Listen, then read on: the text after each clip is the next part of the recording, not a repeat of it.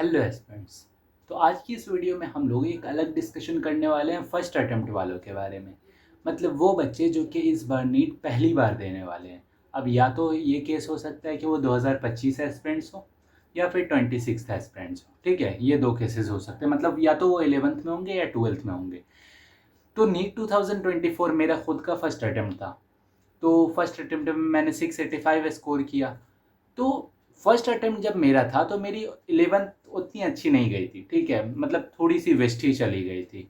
तो 11th में मेरे परसेंटेज थे 87, एक डिसेंट और अच्छा परसेंट था। लेकिन फिर भी 12th में इंटर करने के बाद जब मैं 11th के क्वेश्चंस कर रहा था फ्लूइड्स के या बहुत सारे चैप्टर्स के, तो मुझसे बन ही नहीं रहे थे। क्योंकि मैंने क्वेश्चन प्रैक्टिस नहीं की थी, PYQs नहीं किए थे, उतने टेस्ट वगैरह भी कुछ नहीं दिए थे। तो मतलब ऑलमोस्ट नीट के पर्सपेक्टिव से मेरा वो ईयर वेस्ट ही गया था। तो जो भी चीज़ें करनी थी मुझे 12th में करनी थी।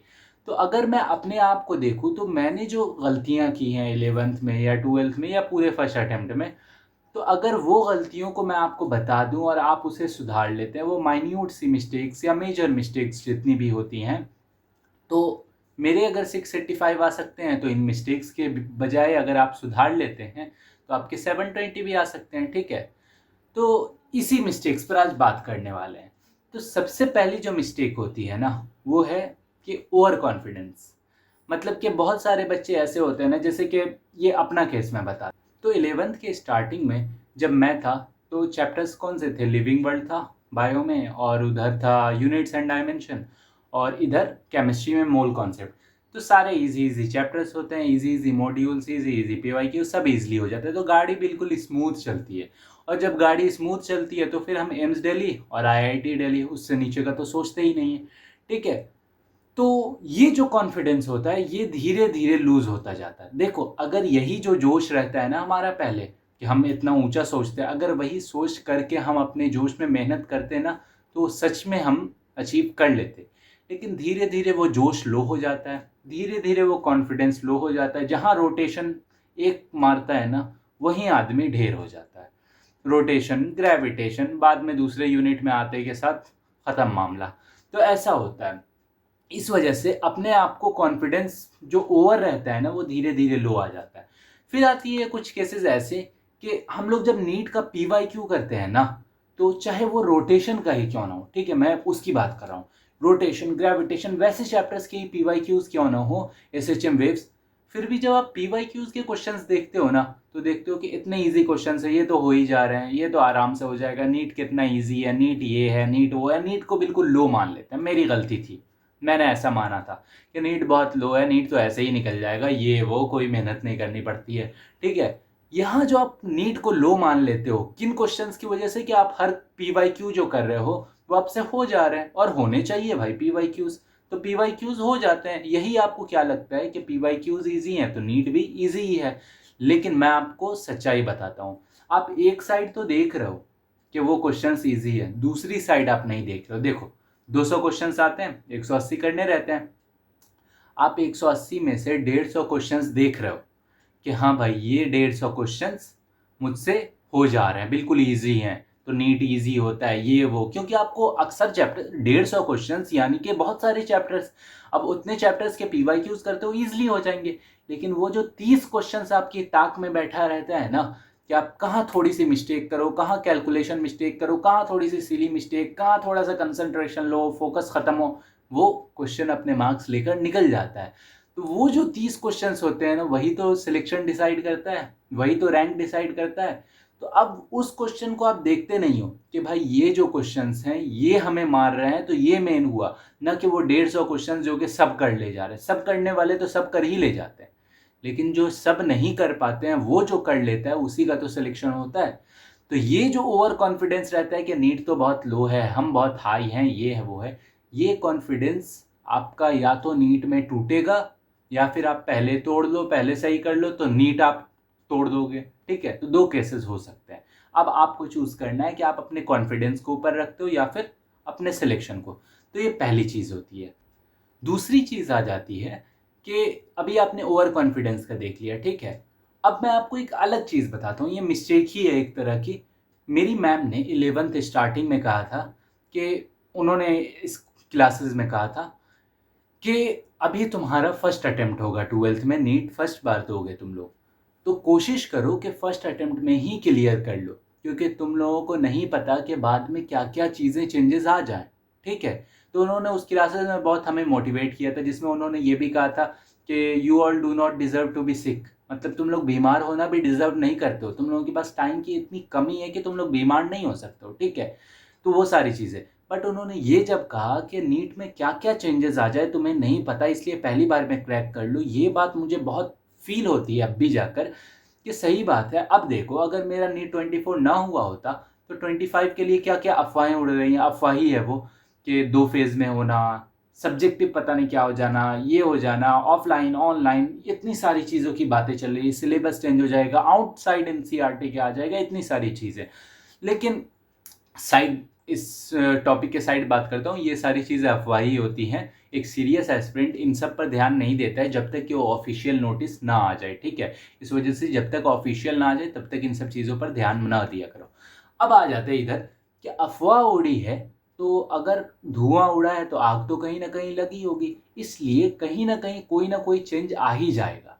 अब उस चेंज को आने के लिए फिर उसके बाद उसको अपने ऊपर अप्लाई करना, अपने आप को चेंज करना, ये सारी चीज़ें बहुत कॉम्प्लेक्स प्रोसेस है।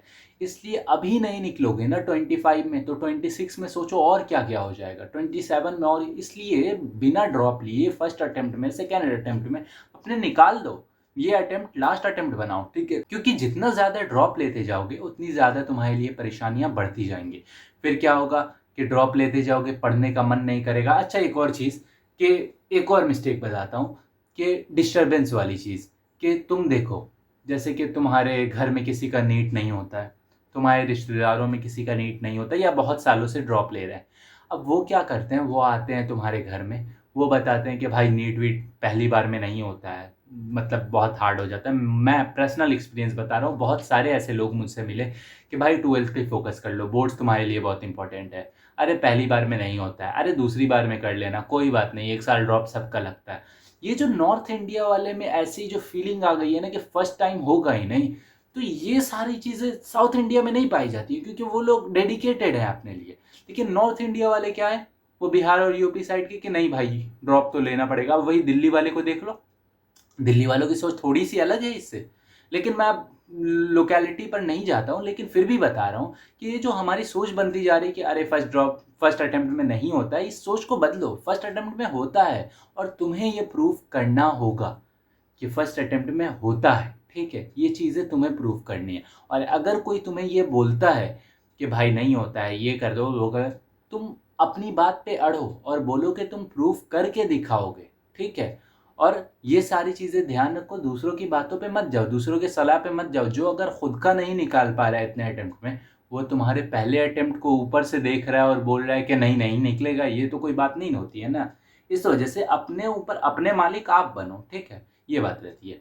लास्ट में एक चीज़ बोलूँगा कि टेस्ट टेस्ट एक बहुत इंपॉर्टेंट फैक्टर होता है नीट की जर्नी में, और स्टार्टिंग में जो फर्स्ट अटेम्प्ट देने वाले होते हैं वो इस फैक्टर को भूल जाते हैं। जैसे कि मैं खुद था, 11th में मैंने टेस्ट वेस्ट ना दिया उतना, जिसकी वजह से क्या होता है कि आप टेस्ट नहीं देते हो, मार्क्स नहीं पता चलते हैं, कोई इम्प्रूव होता नहीं है, मतलब इम्प्रूवमेंट आपकी दिखेगी नहीं, टेस्ट एनालिसिस नहीं करोगे, गलतियाँ नहीं पता चलेंगी, कुछ भी नहीं होने वाला। आप अगर यहाँ हो, यहाँ जा सकते हो, लेकिन यहाँ नहीं जा सकते हो, रुक रहे होगे वहीं पे। ठीक है, इसलिए बोल रहा हूँ कि टेस्ट एनालिसिस करो, टेस्ट देते रहो, लगातार टेस्ट दो।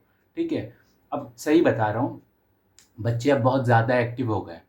अगर तुम अब एक्टिव नहीं होते हो, या फिर तुम इन सब चीज़ों पर नहीं ध्यान देते हो, तो ये कटअप जो बढ़ रहा है ना, ये स्कैम और ये सब चीज़ें तो होती रहेंगी, लेकिन बच्चे सच में पढ़ने लगे हैं, ये मानना पड़ेगा तुम्हें। नीट यूजी में ऐसा हो सकता है, बाकी कोर्सेज में हो सकता है, नीट पीजी में नहीं हो सकता ऐसा कि इतना हाई कट ऑफ चला जाए। वो भी इस बार कट ऑफ हाई ही गया है। ठीक है, तो नीट पीजी तक में हाई कट ऑफ गया है, तो 5 साल बाद नीट पीजी में और ज़्यादा हाई कट ऑफ जाएगा। तो बच्चे सच में पढ़ने लगे। अगर तुम नहीं पढ़ रहे हो, तुम मॉड्यूल नहीं कर रहे हो, तुम क्वेश्चन प्रैक्टिस नहीं कर रहे हो, तुम पीवाईक्यूज नहीं कर रहे हो, तुम टेस्ट नहीं दे रहे हो, एनालिसिस नहीं कर रहे हो, मिस्टेक नोटबुक नहीं बना रहे हो, और रिवीजन नहीं कर रहे हो, बार बार शॉर्ट नोट्स नहीं बना रहे हो, तो गए तुम। एक भी चीज़ छोड़ रहे हो, गए तुम। तुम्हारे लिए फिर कोई जगह ही नहीं बचेगी। बच्चे अब बहुत सीरियस हो रहे हैं, कंपटीशन बहुत बढ़ रहा है। ठीक है, मुझसे बहुत हाई हाई बच्चे अभी बैठे हुए हैं, मतलब क्या कि वो बैठे हुए हैं अगली तैयारी के लिए। तो अब वो जब नीट देंगे, सोचो 650 वाला नीट में बैठेगा, वो क्या हश्र करेगा उस 12th वाले का जिसको कुछ पता ही नहीं दुनिया का। वो 600 वाला 650 वाला ड्रॉप ले रहा है, वो 550 वाला 650 ले आएगा, वो 600 वाला 700 ले आएगा, 650 वाला 720। बेचारा 12th वाला फर्स्ट अटेम्प्ट वाला कहाँ बैठेगा। तो तुम्हें यही वक्त है कि फर्स्ट अटेम्प्ट में प्रूफ करके दिखाओ कि ड्रॉप्स लेना ज़रूरी नहीं होता है। फर्स्ट अटेम्प्ट में अगर कोई चाहेगा तो ज़रूर निकालेगा। मैं 685 लाया हूँ। मेरी जो पहले क्लासेस में थे, मतलब मैं जिससे इंस्पायर हुआ था, वो 700 लाए थे। ठीक है। फिर उसके बाद अभी मेरे बगल में एक और भैया हैं, वो दूसरे कोचिंग में थे, उनका 706 आया, सॉरी 710 आया फर्स्ट अटेम्प्ट में। ठीक है। फिर एक भैया का सेकेंड अटेम्प्ट में 710 आ गया। सोचो बहुत बच्चे पढ़ रहे हैं, फर्स्ट अटेम्प्ट में निकाल रहे हैं। वो वैभव गौलानी का देखो, AIR 59, 710 ही मार्क्स थे उसके। तो सोचो वो लोग भी तो फर्स्ट अटेम्प्ट में कर रहे हैं, तो उनसे एग्जाम्पल लो, इंस्पायर्ड हो। ऐसे बहुत सारे एग्जाम्पल है जो फर्स्ट अटेम्प्ट में करते हैं। तुम उनको देखो ना कि उन्हें देखो कि अरे 10 ड्रॉप में भी कर लिया, वाह। ये बहुत बड़ी बात नहीं होती है, ड्रॉप्स लेना बुरी बात है, ये मैं बिल्कुल बोल रहा हूँ। ठीक है, इसमें मेरी कोई दो राय नहीं है। अब आपकी सिचुएशन वैसी है, ये है वो है, तो एक ड्रॉप काफ़ी है, 2 ड्रॉप चलो थोड़ा सा काफ़ी है, 3 ड्रॉप हो गया, अब तो होना चाहिए। अगर तीसरे ड्रॉप में नहीं हो रहा है, मतलब आप कहीं ना कहीं, समझ रहे हो। तो इस वजह से अपने आप को थोड़ा देखो, अपना सेल्फ एनालिसिस करो और सेल्फ टॉक करो कि कहाँ पे मैं वीक बन रहा हूँ, कौन से टॉपिक्स मेरे ख़राब हो रहे हैं, क्यों ऐसा हो रहा है। क्योंकि अगर तुम नीट नहीं निकाल पाओगे तो MBBS का फर्स्ट ईयर कहाँ निकालोगे। ठीक है, इसलिए सारी चीज़ों पे ध्यान दो, सेल्फ मोटिवेटेड रहो। तुम्हें कोई मोटिवेट करने के लिए बार बार नहीं आता रहेगा। ठीक है, गधे पर भी जितना मारोगे तब तक आगे जाएगा, बाकी रुक जाएगा। इसलिए सेल्फ मोटिवेटेड रहो, अपने ऊपर ध्यान दो, और फर्स्ट अटेम्प्ट है, यही लास्ट अटेम्प्ट है। ठीक है। बाकी वीडियो में कुछ भी अच्छा लगा हो तो लाइक ज़रूर कर देना। कोई भी दिक्कत हो, कोई भी डाउट हो, कुछ भी डिस्कशन करना हो, कमेंट ज़रूर कर देना, और टेलीग्राम ग्रुप ज्वाइन कर लेना।